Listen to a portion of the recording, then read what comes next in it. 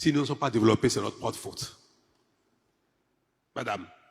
C'est l'histoire d'un homme discret, stratège, redoutable en affaires et devenu l'un des présidents les plus atypiques de l'Afrique de l'Ouest. Un milliardaire qui a bâti son empire dans le coton avant de prendre le pouvoir au Bénin. Je vous parle bien de Patrice Talon, surnommé le roi du coton, mais aussi le président réformateur ou encore président silencieux. Alors, comment un homme d'affaires poursuivi en justice est-il devenu président de la République? Pourquoi son mandat fascine autant qu'il divise? Voici son histoire. Patrice Talon naît le 1er mai 1958 à Ouidah, une ville portuaire du sud du Bénin, connue pour son histoire marquée par la traite négrière. Il est issu d'une famille relativement modeste, mais bien structurée.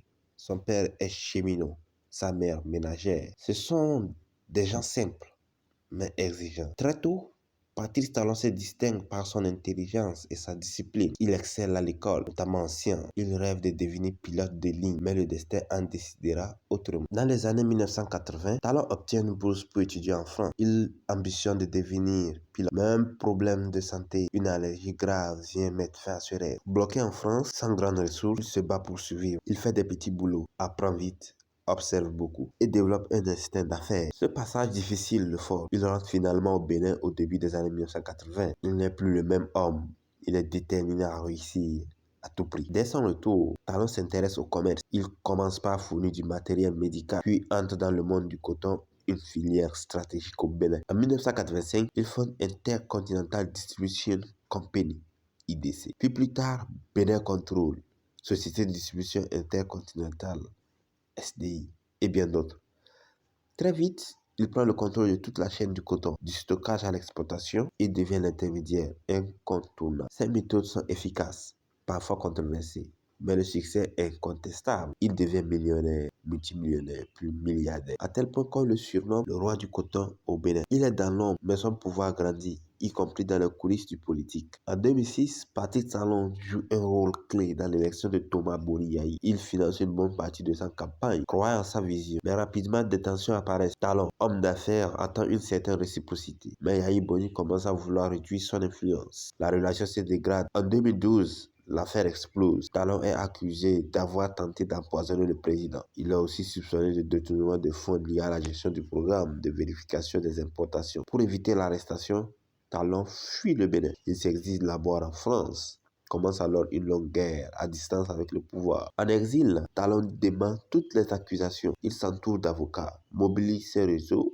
et surtout, il prépare son retour. En 2014, la Cour de répression des infractions économiques et du terrorisme abandonne les poursuites. En 2015, il rentre au pays libre. Contre toute attente, il annonce sa candidature à la présidentielle de 2016. Personne ne le croit sérieux, mais il fait une campagne méthodique, moderne, financée et ciblée. Il parle de rupture, d'efficacité et de réforme. En mars 2016, au second tour, Patrice Talon est élu président du Bénin avec plus de 65% des voix face à Lionel Zenz. C'est une victoire surprise, presque une hold-up démocratique. Un homme d'affaires, sans parti, sans base politique solide, prend le pouvoir. Et dès le départ, il annonce la couleur. Je suis là pour réformer, pas pour plaire. Le mandat de Talon est marqué par une série de réformes profondes. Il réduit le train de vie de l'État, réforme de la fonction publique, amélioration du système des affaires, grand projet d'infrastructure, digitalisation, création de la Cour de répression économique, lutte contre la corruption. Très vite, ses détracteurs l'accusent de dérive autoritaire. Plusieurs opposants sont arrêtés, certains s'exilent.